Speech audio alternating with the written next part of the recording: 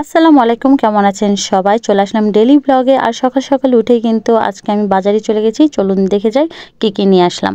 তো এখানে নিয়েছি আমি কলমি শাক। কলমি শাকটা বেশ ফ্রেশ ছিল তাই নিয়েছি। আর এখানে 2টা লেবু, সাথে নিয়েছি মরিচের গুঁড়া, আর সাথে নিয়েছি এই যে প্যাকেটের ভিতরে বাদবাকিগুলো আছে। আর এই যে সরিষার তেলটা দেখছেন, এটা কিন্তু একদম তারা নিজের হাতে ভাঙিয়েছে, তো সেখান থেকে 1 কেজি নিয়ে এসেছি। তো আমি কিন্তু সরিষার তেলই খাই। আর এখানে নিয়েছি হচ্ছে ইঁদুর মারা ফাঁদ, কারণ আমার বাড়িতে অনেক ইঁদুরের উপক্রম হয়েছে। তো এখানে নিয়েছি ওলকচু। ওলকচুটা কখনো খাওয়া হয়নি, তো আজকে নিয়েছি। আর এই যে প্যাকেটটার ভিতরে নিয়েছি এখানে কাঁকরোল, নিয়েছি বেগুন, নিয়েছি শসা। তো শসা আর এগুলো আলাদা করে রাখলাম। আর বাদবাকি ইয়েতে নিয়েছি হলকার আদা এবং রসুন, আর নিয়েছি পেঁয়াজ। পেঁয়াজের দাম কিন্তু অনেক বেশি, যাই হোক তো খাইতে যদি হবে তো নিয়ে আসি। আর এখানে নিয়েছি চিংড়ি মাছ। আর এই যে আজকে কিন্তু আপনাদেরকে এটা রান্না করা একটু ভালো করে দেখাবো, আর ওটা কি পরে জানাচ্ছি।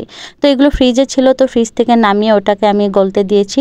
আর এদিকে কিন্তু আমি আজকে চিংড়ি মাছ দিয়ে একটু চটচটি করব, তাই এখানে আলু আর এবং বেগুনটা আমি কেটে নিয়েছি। আর কেটে সুন্দর করে ঝুড়ি ঝুড়ি করে কেটে ধুয়ে পরিষ্কার করে কিন্তু আমি একদম রান্নার জন্য প্রস্তুত করে নিচ্ছি। আর এখানে পেঁয়াজ এবং মরিচটা সুন্দর করে ফালি করে কেটে দিচ্ছি। এটা কিন্তু চিংড়ি মাছ দিয়ে সুন্দর করে চটচটি করব। আর যাই হোক, এই তো আমি চিংড়ি মাছটাও নিয়ে নিয়েছি। তো চিংড়ি মাছটার গা থেকে এখন পর্যন্ত বরফটা ছুটেনি, তাই একটু পানি দিয়ে নিচ্ছি। পানিটা দিয়ে হালকা করে এটাকে ছুটিয়ে নিলাম, নিয়ে এটাকে ভালো করে পরিষ্কার করে ধুয়ে ফেলেছি। চলে আসলাম কিন্তু রান্নাঘরে। আর রান্নাঘরে এসে কিন্তু শুরু করে দিয়েছি আমার লাক্সারি চুলাটা পরিষ্কার করতে। আপনারা অনেকেই জিজ্ঞেস করেছেন এটা কোথা থেকে নিয়েছি আর কত দিয়ে নিয়েছি, আমি ভিডিও লাস্টে বলে দেব।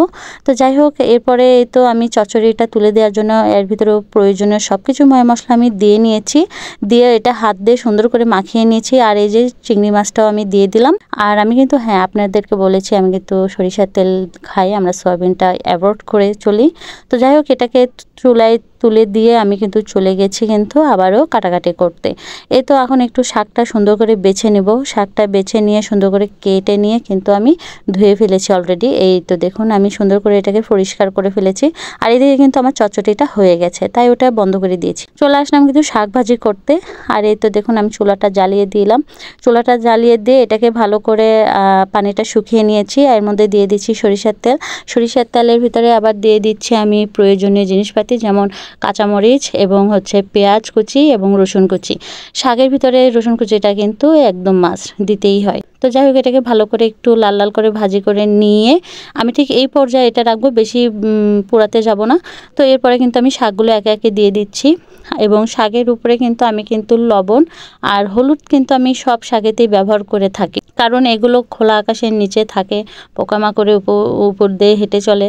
তো তাই আমি সেগুলো কাটানোর জন্য একটু হলুদ ইউজ করি। আর হলুদের উপকারিতা আমরা কম বেশি সবাই জানি। তো যাই হোক, আমি কিন্তু প্রত্যেকটা শাকের উপরে কিন্তু একটু করে হলুদ ছিটিয়ে দিই। তো যাই হোক, এটাকে ভালো করে সুন্দর করে আমি এটা ভেজে নিয়েছি। আর ভেজে নিয়ে যেটাকে আমার ভাজা হয়ে গেছে, আমি এটাকে তুলে নিচ্ছি। তো এই তো দেখুন, আমার কিন্তু কলমি শাক ভাজাটা হয়ে গেছে।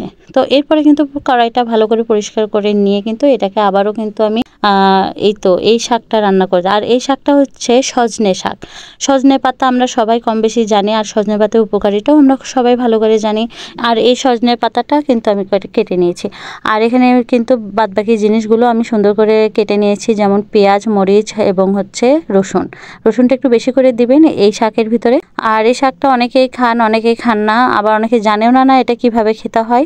তো এটা কিন্তু আমাকে গ্রামের বাড়ি থেকে এভাবে কিন্তু একদম প্রসেসিং করে পাঠিয়ে দিয়েছে, শুধু তেলানি দিয়ে শুধু ওটাকে ছেড়ে দেবো। তো এই তো আমি হলকার শাকটাকে ছেড়ে দিলাম, সজনে শাকটাকে আমি ছেড়ে দিয়েছি। আর এটা কিন্তু একটু বরফ বরফ হয়ে আছে, দেখতেই পাচ্ছেন আপনারা, সাদা ধোঁয়া উঠছে। তো যাই হোক, এটাকে আমি হালকা আছে কিন্তু সুন্দর করে কিন্তু এটাকে ভেজে নেব।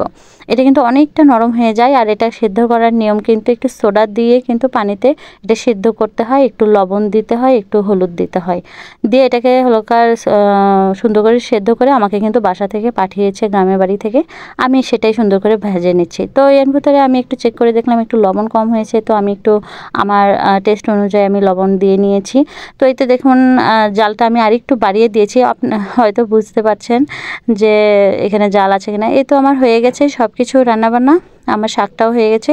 তো এখানে কিন্তু আগের দিনের 1 পিস ইলিশ ছিল, সেই ইলিশটাও আমি নিয়ে নিয়েছি। আর এখানে কলমি শাক এবং হচ্ছে আপনাদের অপরিচিত একটা শাক, সেটা হচ্ছে সজনে পাতা শাক। আর হচ্ছে এখানে আমি চচ্চড়ি নিয়েছি। তো আজকে এই পর্যন্ত, সবাই ভালো থাকবেন, সুস্থ থাকবেন, আল্লাহ হাফেজ।